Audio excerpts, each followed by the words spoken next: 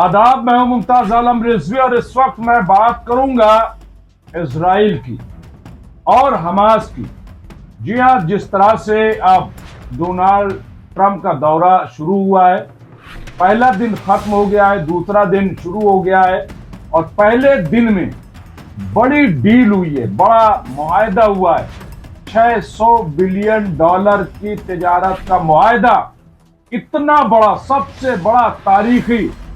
लेकिन सवाल यह है कि क्या इसका फायदा गाजा के और फिलिस्तीन के अवाम को मिलेगा? क्या उनको राहत मिलेगी और क्या इजराइल को उसके किए की सजा मिलेगी? जबकि अब अमेरिका ने भी हमास को लीडर मान लिया। जो फिलिस्तीनी अथॉरिटी है उसने भी यह कह दिया है कि यह सियासी ग्रुप है। बहरहाल ये तो तय है कि हमास ने अपना लोहा मनवा लिया, लेकिन होगा क्या? इस पर हमने जो बात की है फजील अहमद साहब, जो हमारे एक्सपर्ट हैं। तो आइए पहला रिएक्शन सुनते हैं कि उन्होंने इस पर क्या कहा। सुनिए जरा। और फजील साहब से इसलिए बात करूंगा क्योंकि उनकी बात आज एक और सच्ची साबित हो गई। और मैं क्या करूं, अब ये देखिए बड़ा अजीब होता है, मैं स्क्रीन पे वो दे देता हूं और दो तरीके की चीजें आई हैं। एक तो ये खबर आ गई है जो 6000 वाली, तो मैं अखबार में भी पढ़ रहा था। यहाँ पे आप देखिए, यहाँ पे ये शहर ने दिया है गाजा से आई चौंका देने वाली खबर, जंग की शुरुआत से अब तक 6000 इजरायली फौजी गिरफ्तार। ये आप देखिए कि 6000 की तादाद, जो आप कह रहे थे कि बहुत ज्यादा गिरफ्तार हैं आईडीएफ के, वो बात आ गई। और एक खबर ये आ रही कि 18,000 हैं। ये आप देखिए फजील साहब, आप बार बार कह रहे थे कि बात जो है सिर्फ इतने कैप्टिव्स की नहीं है, आईडीएफ के लोग गिरफ्तार हैं, आईडीएफ के लोग अरेस्ट किए हुए हैं, पकड़े गए हैं। अमेरिका ने हमास से बात की, उसके बाद समझौता जो है हुआ और वो एक शख्स जो है वो अमेरिकी वो छोड़ा गया और उसके बाद बातचीत जो है नेतन्याहू और डोनाल्ड ट्रंप की। इस पूरे मामले को कैसे देखते हैं फजील साहब? अभी ये संख्या धीरे धीरे और बढ़ेगी। अभी तो कहीं 18,000 कहीं 15,000 है, लेकिन ये अभी संख्या और बढ़ेगी, धीरे धीरे बढ़ेगी। दूसरी बात, मैंने कहा था कि अमेरिकी नागरिक का सवाल है जो खुल के कोई सामने बोल नहीं रहा। तो एक अमेरिकी नागरिक का नाम अभी आ गया, उसको ट्रंप ने डायरेक्ट हमास से बात करके छुड़ा लिया। अभी एक नहीं, कई 44 अमेरिकी नागरिक हैं जिनको छोड़ना है धीरे धीरे करके, और लगभग छोड़ भी दिए होंगे। तीसरी बात, मैंने कहा था कि जिस तरह से अफगानिस्तान में तालिबान हुकूमत चला रहा है, उसी तरह से कल को फिलिस्तीन आजाद होगा तो हमास ही वहां की लीडरशिप लेगा। ये भी आज तय हो गया। अमेरिका ने इस बात को भी तस्दीक कर दिया कि हथियार नहीं छोड़ना है। जिस तरह से इजराइल ने शर्त लगाई थी कि फिलिस्तीन हमास के लोगों को अपना हथियार छोड़ना पड़ेगा या लीडरशिप किसी और के हाथ में देनी पड़ेगी, वो आज ट्रंप ने क्लियर कर दिया कि हमास को अपनी बंदूक नहीं छोड़ना है, लीडरशिप उनको रहनी पड़ेगी और वो जिस तरह चाहे कर सकते हैं। और उनके ऊपर से आतंकवाद का जो वीटो जो था, उनके ऊपर जो आरोप लगता था आतंकवादी होने का, अमेरिका ने आज उसको भी वापस ले लिया कि हमास कोई आतंकवादी संगठन नहीं है, वो एक रिवोल्यूशनरी ग्रुप है जो अपने देश की आजादी की लड़ाई लड़ रहा है। ये अमेरिका ने आज बहुत क्लियर शब्दों में कह दिया। इसी बात से नेतन्याहू बहुत परेशान है। नेतन्याहू बार बार ये कहते थे कि हमास को हम फिलिस्तीन की लीडरशिप नहीं दे सकते, उसे फिलिस्तीन के साथ के दूसरे लोगों के साथ रहना पड़ेगा। तीसरा, उस पर आतंकवादी का टैग हटा दिया। 44 अमेरिकी नागरिक का तो खुलेआम था कि 44 अमेरिकी नागरिक भी हमास की कैद में है। एक नागरिक के शायद वो पत्रकार थे और उनको छुड़ाने के लिए अमेरिका ने इतना जोर लगा दिया और आज वो भी बात सामने आ गई कि अमेरिकी नागरिकों के चलते अमेरिका वहां पे फंसा है और वो अपने नागरिकों को डिक्लेयर नहीं कर रहे। ना तो हमास ने डिक्लेयर किया और ना नेतन्याहू ने डिक्लेयर किया। लेकिन आज बहुत बड़ा अपडेट ये आ गया है कि अमेरिकी नागरिक को हमास से डायरेक्ट बात करके ट्रंप ने छुड़ाया, क्योंकि ट्रंप को भी ना एक श्रेय लेने की बहुत, मतलब एक लीडर्स में जैसे कुछ लोगों में होती है कि जल्दी से हम श्रेय ले लें। श्रेय लेने के चक्कर में उन्होंने अनाउंस कर दिया अमेरिका में कि देखो देखो हम छुड़ा के लाए, अमेरिकी नागरिक को छुड़ा के लाए, अमेरिकी पत्रकार को छुड़ा के लाए, हमने ये कर दिया, हमने ये कर दिया। ये एक ट्रम्प के अंदर जबरदस्त क्रेज है, उनको क्रेजी बहुत है इस मामले के, श्रेय लेने के क्रेजी बहुत है। तो वो श्रेय लेने के चक्कर में उन्होंने जल्दीबाजी किया और खुल के वो बात सामने आ गई कि अमेरिकी नागरिक जो है वो बंधक थे, और अभी कितने और बंधक है हो सकता हो। रूस की बात तो पहले ही सामने आ गई थी। तो जिस तरह से इजरायली नागरिक को, नेतन्याहू को अमेरिका ने साइडलाइन कर दिया, अब अमेरिका को दुनिया समझ गया है कि ये बिजनेसमैन लोग हैं, अपने फायदे नुकसान के हिसाब से चलते हैं, इनका रिश्ता किसी से अस्थाई नहीं है। किसी से मैं ये भी बात बोलता था कि यूएसएसआर कंट्रियों में रूस के साथ या चाइना के साथ जो लोग रहते हैं वो खित्ते में तरक्की करते हैं, उनका साथ वो देते हैं, लेकिन अमेरिका के साथ जो रहता है वो कभी तरक्की नहीं करता, बल्कि और तरक्की करके फिर नीचे आ जाता है। जैसे वो लूडो के गेम में सांप सीढ़ी का खेल होता है ना, वही हाल अमेरिका के साथ जो रहेगा, वो सांप सीढ़ी में फंसा रहेगा। कब वो सांप के मुंह में गया तो पूंछ से निकल जाएगा, कब वो सीढ़ी मिल गई तो ऊपर चढ़ जाएगा। जैसे सीढ़ी चढ़ी चढ़ गया, और जैसे ही सांप का मुंह मिला वो नीचे उतर गया। अमेरिका से जो दोस्ती किया वो लूडो के चौसर पे जो है फंस गया, उसको आगे बढ़ने का मौका नहीं मिलता। जी, गदा के लोगों ने जितनी बड़ी कुर्बानी दी, 70,000 से ज्यादा लोग मारे गए, पूरा गदा तबाही के दहाने पर पहुंच गया, और उसके बाद अब दुनिया बेदार हुई है। अब फिलिस्तीन को अलग रियासत बनाने की राह पर पूरा कारवां चल पड़ा। फ्रांस आगे आ गया है, सऊदी आगे आ गया है, अमेरिका भी अब इस पर बोल रहा है। लेकिन क्या ये जो सऊदी का दौरा चल रहा है, डोनाल्ड ट्रंप आए, क्या वो कोई ऐलान करके जाएंगे? क्या है क्या आखिर? इस पर हमने बात की फदील अहमद साहब से। फदील अहमद साहब ने इस पर क्या कहा? हालांकि ये बात कही जा रही है कि इतनी बड़ी कुर्बानी का होना, इतना ज्यादा लोगों का मारा जाना, वो बहुत अच्छा नहीं हुआ है।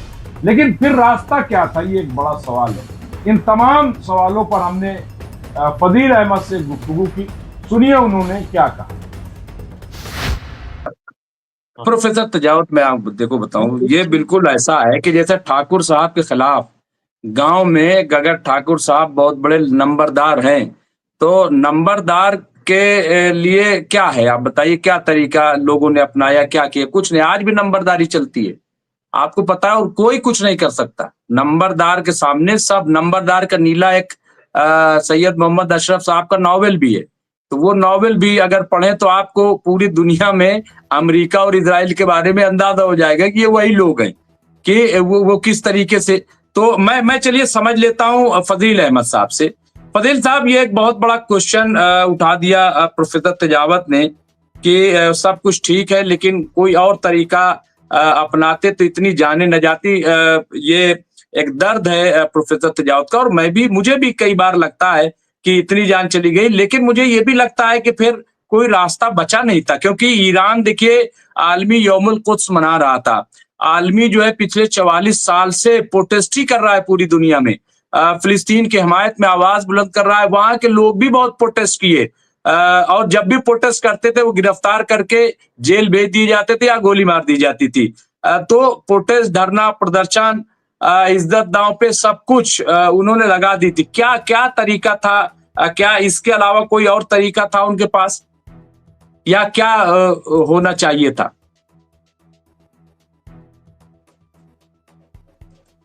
तो यूरोप, यूके, यूएसएसआर, एशिया और अफ्रीका, आज भी दुनिया में सबसे गरीब अफ्रीका का एरिया है, और वहां पे कोई किसी से जंग नहीं होती, उनका अपनी कोई गवर्नमेंट नहीं, धीरे धीरे वो अपने पैरों पर खड़े हो रहे हैं। और वहां पे इन्फ्लुएंस कभी रूस का है, कभी फ्रांस का है, कभी, तो जहां पे गरीबी होती है वहां पे कोई जाता नहीं है। कहाँ जाता है? जहां पे माल होता है लूटने, वहां लोग जाते हैं। दुनिया में दो बड़ी जंगें हुई, फर्स्ट वर्ल्ड वॉर और second world war. First world war में भी अरब जगत की कोई हैसियत नहीं थी, इसलिए उस लड़ाई में अरब जगत कोई बहुत ज्यादा घिरा नहीं। सेकेंड वर्ल्ड वॉर में भी कोई बहुत हैसियत नहीं थी। और ये फिलिस्तीन और इजराइल की लड़ाई 1947 के बाद से हमको देखना चाहिए। 1947 में अरब में धीरे धीरे जब तेल, मतलब 50 दशक के बाद जब तेल की आमद शुरू हो गई और दुनिया को तेल देने लगा, दुनिया अरब के ऊपर डिपेंड होने लगी, पेट्रो डॉलर के नाम से उनकी धाक बनने लगी। अमेरिका ने उनको भी मशीनें दी, तेल निकालने के लिए मदद किया। और 1947 में यही नहीं किया, इजराइल को जबरदस्त सपोर्ट करके अंदर से इजराइल ने, आपको याद होगा, पूरी तरह से इजिप्ट, सीरिया, जॉर्डन, अरब और सातों देश जो अपने आसपास थे उनकी जबरदस्त एक साथ पिटाई की और बहुत ज्यादा नुकसान हुआ पूरे अरब का। लोग इतने डर गए कि डर के मारे कोई इजराइल की तरफ देखता भी नहीं था। इजराइल उसी खौफ में आज 40 साल से उसी डर को बचा करके आज रूल कर रहा है। और इनको डरवाने के बाद अमेरिका ने कहा कि तुम अपना तेल, पहले तेल जो है वो गोल्ड में बेचा जाता था, पहले गोल्ड के बदले तेल दिया जाता था, तो अमेरिका ने कहा कि तुम हमारे डॉलर से तेल बेचो। अब देखिए, एक तरफ इजराइल से पिटवाया पहले सबको, जब ये लोग बुरी तरह से डर गए तब कहा कि अरे भाई इजराइल की चिंता तुम छोड़ दो, इजराइल हमारे ऊपर है, हम उसको देख लेंगे, तुम लोग तो वो करो जो हम कह रहे। अब जब अमेरिका ने तेल बढ़ा दिया और डॉलर में तेल बेचने लगो, धीरे धीरे जब गद्दाफी साहब ने आवाज उठाई उनको मरवा दिया, सद्दाम हुसैन साहब ने कहा कि भाई अपनी करेंसी में तेल बेचेंगे, उनको भी पिटवा दिया। कतर, कुवैत और इराक के अंदर जिस तरह से झगड़ा हुआ, जिस तरह से पूरा यूरोपीय यूनियन आके कूद पड़ा, पूरे अरब जगत को वहां 1990 के बाद से आप अरब की सीन को ला सकते हैं। इस तरह से इजराइल को आगे करके, चूंकि वो ये ज़ायनिस्ट यहूदी कंट्री है, इसलिए उनको आगे करके सारे अरब वर्ल्ड के मुसलमानों को दबाने, इजराइल से डरवाया और डरवा के उनको हुकूमत किया। उनका तेल का मालिक अमेरिका बना रहा।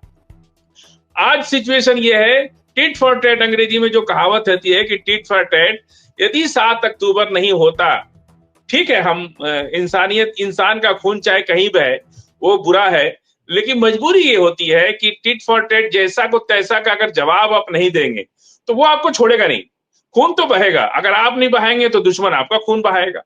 तो ऐसे हालात में लड़ना पड़ता है। और 7 अक्टूबर की घटना, फिर तो ये भी हमास ने भी गलत किया, 7 अक्टूबर को जाके उठा लाया, कुछ लोगों को मार दिया, और इजराइल ने भी गलत किया। जो मजबूत पड़ता है, ये युद्ध जो है, कहते हैं कि वार और लव एंड वार में कुछ भी सही नहीं होता है, जो होता है सब सही होता है। ये लव एंड वार की लड़ाई है। यहां कैसे जीते हम? अगर 7 अक्टूबर नहीं होता और हमास इतनी ताकतवर तरीके से उसका रिएक्ट नहीं करता या मजबूती से खड़ा नहीं होता, तो आपको लगता है कि इजराइल कम से कम 1-2 लाख लोगों को और अभी मारता, वो पूरा बम से उड़ा देता पूरे फिलिस्तीन को, जितना खान यूनुस सब प्लेन कर देता, 2-3 लाख लोग और मारे गए होते। ये तो हूती की रिएक्शन से, हिजबुल्लाह के रिएक्शन, ईरान के साथ खड़े होने से इजराइल थोड़ा दब के, अभी तो संख्या 55,000 ही है, ये 5 लाख पहुंच सकती थी। और दुनिया का आदमी मुंह बंद रखता, मीडिया तो कुछ दिखाती ही नहीं, और जो दिखाता उसको अलग मारता। इस तरह से जो रिएक्शन हुआ, इसकी बहुत बड़ी वजह है कि ठीक बात है कि अगर वहां रिएक्शन, अगर मान लीजिए आप मस्जिद अक्सा दे दीजिए उनको, आप छोड़ दीजिए, आप अगर सारे फिलिस्तीन के लोग, गजा के लोग गजा खाली कर दें, मस्जिद अक्सा उनको दे दे, फिर तो खून नहीं बहेगा, फिर तो एक आदमी भी नहीं मरेगा। चले जाए अरब, एक भी ना तो स्कूल है वहां पे गजा के अंदर, फिलिस्तीन में जो गजा के हमास या गजा के लोग हैं, इजरायली यहूदी को छोड़ करके, ना तो वहां स्कूल है, ना अस्पताल है, ना उनके जरूरत की कोई चीज है वहां पे। और एक चीज मुमताज भी आपकी जानकारी के बता दें, वहां पे जो यहूदी सेटलर्स हैं फिलिस्तीन के अंदर, उनकी छत लाल है, वो ये एक कंट्रोल है इजराइल का। देखिए, जो यहूदी का घर होगा उसकी छत लाल, उस पर लाल छतरी पड़ी होगी, उस पर लाल शेड पड़ा होगा, उससे ये स्पेस से पहचाना जाता है कि यहूदी का घर है, यहां बम नहीं गिराना है या कोई भी कार्रवाई नहीं करनी। इतना, इस तरह से कोई देश अगर किसी पर रूल करे तो फिर वो क्या करता है? या तो मरेगा या तो मारेगा। हर कोई तो इतना लिबरल नहीं हो सकता। लाखों में 10 आदमी होते हैं जो रिएक्ट करते हैं, 90 आदमी जुल्म को बर्दाश्त कर लेता है, 10 आदमी नहीं बर्दाश्त करता है। उसी 10 आदमी के चलते या तो आजादी मिलती है या आजादी छीनी जाती है, दोनों काम होता है। हो सकता है कि हमास अगर फेल हो गया होता तो आज वहां 2-3 लाख लोग और मरे होते, आज ईरान उनके साथ नहीं खड़ा होता, आज हुती उनके साथ नहीं खड़ा होता, तो हो सकता है कि गजा को खाली करके फिलिस्तीनियों को जाना पड़ता, मस्जिद अक्सा हमारे हाथ, दुनिया के मुसलमानों के हाथ से चली जाती, ये भी तो हो सकता है। तो क्या, अच्छा मरना तो सबको है, किसको नहीं मरना है? हम 4 लोग बैठे हैं, किसी की गारंटी नहीं कि कल सुबह तक हम लोग रहेंगे कि नहीं रहेंगे, कोई गारंटी नहीं किसी की भी, कोई कभी भी मर सकता है। तो मरना तो कोई विषय नहीं, मरने के लिए तो लोग अफ्रीका, सोमालिया का नाम सुना होगा, 90 के दशक में सोमालिया में तो लोग भूख से मर गए, लाखों लोग महामारी से मर गए। दुनिया अफ्रीकन कंट्री में आज भी बुखार से लोग मर जा रहे हैं। यही अरब अगर चाह दे तो दुनिया के लोग कम से कम बीमारी से नहीं मरेंगे, अनएजुकेटेड नहीं रहेंगे, बुनियादी चीजों के लिए तरसेंगे नहीं, इतना पैसा है इनके पास। अच्छा हम ये बात क्यों उनके पास जिम्मेदारी उन पर क्यों डालते हैं? हमसे बहुत से दोस्त हमसे पूछते हैं कि आप हर बात में अरब को ही क्यों जिम्मेदार मान देते हैं? हम क्या इसलिए मानते हैं कि वो सोने के जहाज से चल रहे, वो सोने के बाथरूम में जा रहे, वो सोने के बेड पे सो रहे, इसलिए हम कहते हैं कि जिम्मेदारी आपकी, आप सोने के बेड को खत्म करो, हवाई जहाज सोने का बंद करो। इस्लाम ने जो आपको ये अल्लाह की नेमत है जो आपके पास है, ये पूरी दुनिया की इंसानों का हक है, इस पर आप अकेले इसका हक नहीं खा सकते हैं। आप उस पेट्रो डॉलर से आप सोने का जहाज उड़ा रहे, सोने के बेडरूम में सो रहे, सोने के महल में रह रहे, और अफ्रीका और दुनिया की आधी आबादी भूखी मर रही है, अनएजुकेटेड हो रही है। वो उसकी जो दुश्वारियां हैं, वो उसका भी तो जिम्मेदार इस दुनिया में कोई ना कोई तो होगा ना, कोई आगे बढ़ेगा ना उसको ठीक करने के लिए। जिस तरह से कुपोषण का शिकार आज भी अफ्रीकन कंट्रियों में 50% लोग जंगलों में रहते हैं, भूख से। और तेजावत साहब तो जाते आते रहते हैं, भूख से उनके पास ना तो बेसिक नीड्स की जरूरत, खाना भी नहीं है, एजुकेट दवाई भी नहीं है, बुखार से और बिच्छू के मारने से लोग मर जाते हैं, कितने लोग मर जाते हैं। तो दुनिया में इस पर तो कोई चर्चा, दुनिया में जो बड़े लोग हैं उनको सबके बारे में सोचना पड़ेगा ना। तो ये जो मेरा कहने का मतलब है कि ठीक है कि 75,000 लोग या 1 लाख लोग मरे, सिर्फ फिलिस्तीन में नहीं मरे, अफ्रीका में मरे, भारत में मरे, कोरोना में कितने लाख लोग मर गए पूरी दुनिया के अंदर, कोरोना में मर गए ना, उसका जिम्मेदार कौन होगा? और कभी कभी जिंदगी जो है ना अजाब हो जाती है, अगर आपके लोगों को एकदम कस दिया जाए, आपको चल नहीं सकते, आप रह नहीं सकते, आप पढ़ नहीं सकते, आप सो नहीं सकते, आप पानी नहीं पी सकते, आप खाना नहीं, ये जिंदगी भी एक अजाब है। अगर ऐसा जिंदगी कोई जिए तो वो भी मरने जैसी है। फिलिस्तीन के लोगों, याद कीजिए आप, फिलिस्तीन के लोगों ने गुलेल से लड़ना शुरू किया था, वो गुलेल से पत्थर से आईडीएफ के लोगों को मार के और उनके बदले में उनका हाथ पैर काट लिया जाता था। ये जो बुलडोजर एक्शन जो भारत में हो रहा है ना, ये फिलिस्तीन से आया है।